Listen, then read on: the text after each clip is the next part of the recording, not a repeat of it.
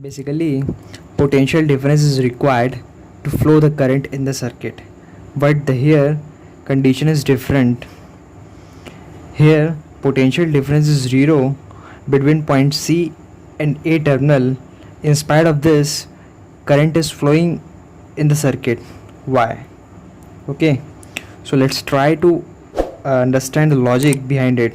Okay, so in the circuit the resistance R is connected with the B volt battery, okay, and the point A, B, C as shown in the figure.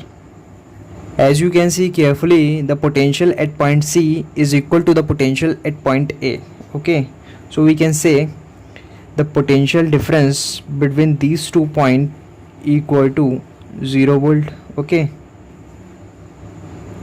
now in spite of this 0 volt potential difference, the current is flowing from here to here. Why?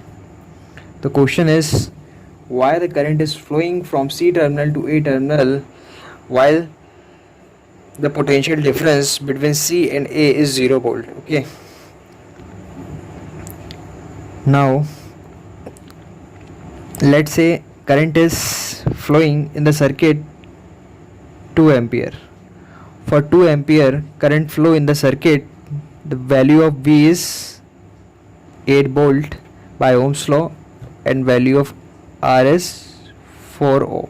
Okay, from Ohm's law V equal to IR. Okay,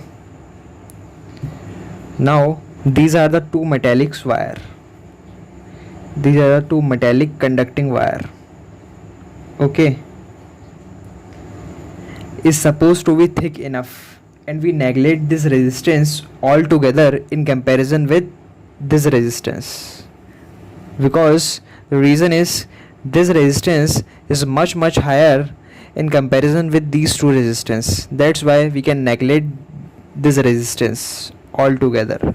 Okay, so the resistance of these two wire is pretty much negligible. Let's say 0 volt, 0 ohm multiplied with the current flowing in the circuit is 2 ampere. 2 multiplied with 0, we get 0 volt. Okay, we get 0 volt. So 0 volt means potential difference between point C and A is equal to 0 volt, means Ohm's law is perfectly satisfied here. In spite of this, 2 ampere current is flowing here in the whole circuit.